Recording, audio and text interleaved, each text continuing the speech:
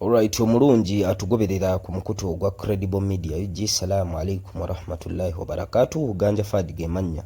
Tuwebaza okulike nti mutambula naffe nabwe ekiro tubasaba okusubscribinga, okulikinga, wamu n'okusharinga content waffe twongere okulike nti ate tubaweereza nga bwe tuwewaayo okulike nti tujja okuba tochi mawulire nga bwe gatambula wano mu nnyaffe Uganda okusingira ddala nsonga za byabukulembeze, ensonga za byabufuzi ggwanga Uganda nga bwe tukimanyi nti gavumenti ya Mwami Museveni eri mu kaweefube nga bwe bakyenoganyako oba nga bwe bagezaako kikkaatiriza nti eri mu kaweefube oba oli awo alwana obuli bw'enguzi obulyake n'obulabbayi bali mu lusirika wali ekyankwanzi ng'olusirika luno lulimu baminisita n'abateesiteesi ba ministries ez'enjawulo then n'abantu abatuula ku seeke wali mu kibiina ekyenaalemu. Kaakati ebiriyo nno biraga nti bali mu nteekateeka ezigenda okulabika nti zireetera bannayuganda okubawonya obuli bw'enguzi obuli mu bitongole bya gavumenti.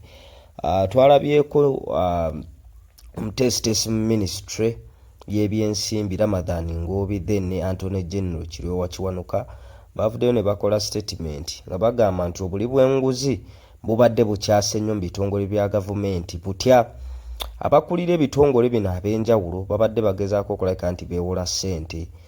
For instance abali mu bitongole eby'enguudo, abali mu bitongole eby'ebyobulamu, abali mu bitongole ebyenjawulo mu gavumenti babadde bagezaako okulabika nti bagenda ne beewola ssente bitongole ebigabi by'obuyambi international wise nga bagezaako okulabika nti beewolayo ssente naye nga ssente ezo bwe bazeewola bazireka ne zirabika nti zituula ku akawunti nga tezikola bye ziteekeddwa kukola ate nga gavumenti erina okulabika nti esasula oba oliawo interest oba ng'eteekamu amagoba mu nsimbi ezo. Kakati ssente zino bo bano bwe bagenda okuzeewola beeteramuko n'ezaabwe, so obubbi mu ngeri eyo bubadde bukyase nnyo mu gavumenti n'ate ekisinga okunakuwaza nti kwe kuba nti bino ebintu bimanyiddwa n'omuntu ali ku ssa lya Attorney General oba ssaabawabi wa gavumenti ate abantu bano wakati mu kuba nti babadde bakola ebintu bino ne baba nga babakola ki ne baba nga tebabatwala kulabika nti bawozesebwa mu mbuga z'amateeka oba kulabika nti bakangavvulwa wabula enteekateeka eziriyo bagamba nti ab'ebitongole bino tebagenda kuddamu kubakkiriza kwewola ssente nga tebamaze kutegeeza kabinenti oba nga minisita wa enteekateeka y'ekitongole kyonna ekyagala okwewola ssente. For instance bwe baba nga babyabulamu be baagala okwewola ssente balina otegeezaako ku minisita wa health mu mbeera ezifaananako bwe zityo. Naye ekisinga okulabika nti bannayuganda bakyemulugunyaako lwaki abantu bano bwe bategedde nti ebintu bino bibadde bikolebwa nti ssente zibadde ziriibwa mu ngeri ya mankwetu mu ngeri ya buyaayeyaye mu bitongole bya gavumenti ate abakola mu bitongole ebyo babaleseemu mune mujja Buzina Kiteeso nti kaakati tugenda basaba nga temunnaba kwewola ssente ezo zimubadde mulya kakati mugenda sooka tegeezaako kabinenti emala okusooka otunula mu nsimbi zino ezineewolebwa zinaakola ki. Okitegeera kitegeeza kigenda kuinvolvingamu ne baminisita kyokka ate tulabye ne baminisita era babadde beenyigira mu bubbi. Kitegeeza nti ab'ebitongole bino basobola okukolagana bulungi nnyo ne baminisita ab'enjawulo era abalimu engalo era balimu embeera ey'okukulupya ensimbi y'omusolo. Kakati eyandibadde solution wakati mu kuba nti balwanyisa enguzi nga gavumenti bwegamba nti kaweefube gwerimu wa kulwanyisa nguzi kwe kulabika nti abo abantu bonna bali mu bitongole bibalumiriza okuba nti bibadde byewola ssente oba oliawo ne bazikozesa mu bintu byabwe ssente ne bazivulubana ne bazirya abantu abo bakangavvulwa n'okubajjayo mu bifo ebyo mwe babadde bakolera emirimu gyabwe wabula gwe si kuleeta solution nti kaakati mugenda sooka tegeezanga ku kabinenti nga temunneewola ng'ate ne mu kabinenti mwennyini era namwo mulimu abali b'enguzi abalyake n'abalabbayi.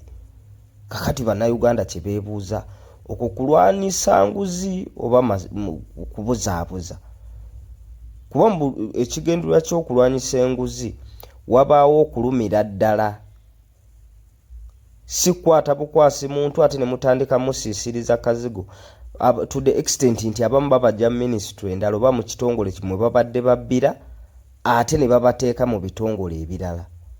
Okitegeera?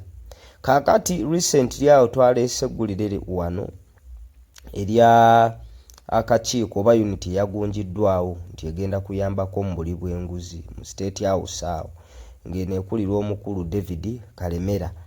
Naye ng'ate omukulu oyo bannayuganda bamwemulugunyaako kuba baamulaba dda ng'alabikirako mu ssaga z'obuli bw'enguzi Obulyake n'Obulabbayi ne bamusimba ne mu maaso g'omulamuzi omusango ne gumukka mu vvi oba obujulizi ne buvaayo nga bumuluma. Omwaka gwa 2022 ndowooza mwezi gwali 21 ennaku z'omwezi 20 zaali 22 omwezi ogwokuna bamusimba wali mu kooti erwanyisa obuli bw'enguzi Obulyake n'Obulabbayi oba ewozesa abali b'enguzi Abalyake n'Abalabbayi. Mu kaseera ako eyatuula mu gundi mu musango ogwo gwa David Kalemere yali omulamuzi Lawrence Gidudu. So mu mbeera ezifaananako bwe zityo abantu bwe babanga bakyali mu mbeera ezifaananako bwe zityo nga balabikiddeko mu Bulyake obuli bw'enguzi ate ne babakyusa bukyusa bitongole.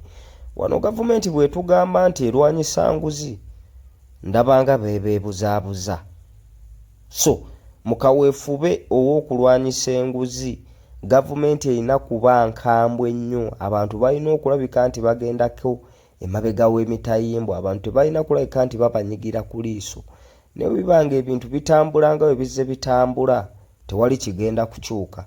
Era geega amaloboozi ge tufuna eri bannayuganda ab'enjawulo geega amaloboozi ge tufuna eri abantu abadiginga deep awamu n'okutaganjula ensonga n'okuzaanalayizinga.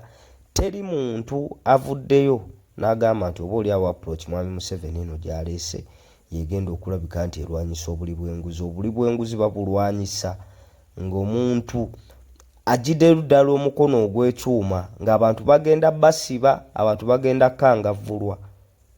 Naye wakati mu kuba nti mu kabinenti tukyalinamu abantu eyo kabinenti gye bagamba simanyi bw'oba tonneewola ssente byonna okusooka okuyisibwa mu kabinenti nga kabinenti yennyini ekyalimu abantu be beemulugunyaako, abantu abalina black spot mu nsonga z'obuli bw'enguzi. So ebyo byonna biba byennyamiza naye nga bannayuganda kutwaliza awamu bwe kiba kyakulwanyisa buli bwa nguzi bannayuganda mulina okwenyigiramu ne musitula amaloboozi n'okusingira ddala okuleeta oba oliawo obukulembeze bannayuganda bonna bwe bakkiririzaamu.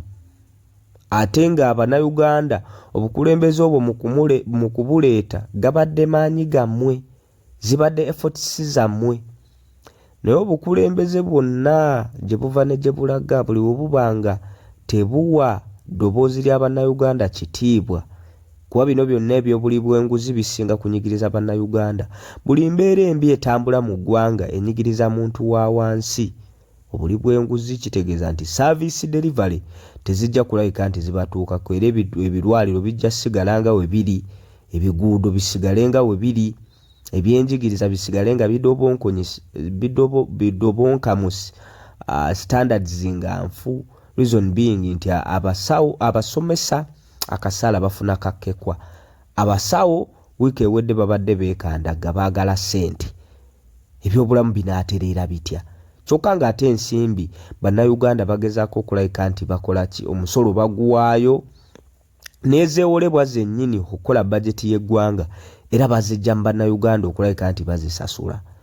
Kyokka ate to make matters worse nti bajeti y'omulundi guno eya trillion 7.2 yo kinaabeera kitya wakati mu kuba nti betugenda okuzeewolako balinga bagenda vaamu trillion nga 8. Sente endala zigenda vaawa? Zigenda va munnayuganda gwe bagenda onyigiriza n'emisolo. Kyokka wakati mu kuba nti bamunyigiriza n'emisolo ne sente zigenda sigala zikola ki? Zibbibwa nga bino ebitambula. Sente abantu balyandye, obuweereza obwandituuse ku munnansi tebumutuukako. So kakati munnansi mu mbeera ezifaananako bwe zityo naawe kennyini olina okwebeereramu, olina okulabika nti ositula eddoboozi, olina okulabika nti weenyigiramu ebyo by'okakasa nti oba oli awo bw'obyenyigira mu bijja leeta obukulembeze obunaatebenkeza eggwanga lino n'okulikulaakulanya. Wabula si kwetuulira eyo bintu kubirekera abantu ssekinnoomu ng'ate ebyobufuzi oba ebyobukulembeze bwe bitambula obubi tunyigirizibwa wamu.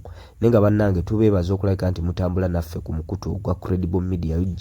Kye tusinga obbeetaazaako kwe kusubscribinga, okulayikinga awamu n'okusharinga content waffe, kituwe amaanyi n'embavu okwongera okulabika nti ate tubaweereza. Ganja Fadi ge mannya, Credible Media UG gwe mukutu. Salaamu alaikum warahmatullahi wabarakatuh.